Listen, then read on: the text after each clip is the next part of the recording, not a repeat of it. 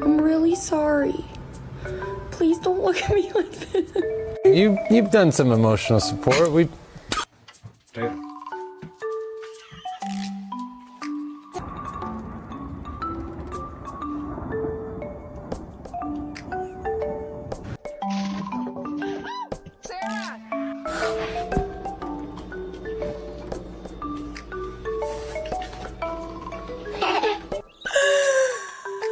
So you think I'm scared?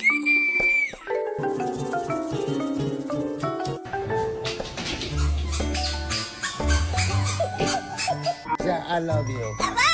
You whisper.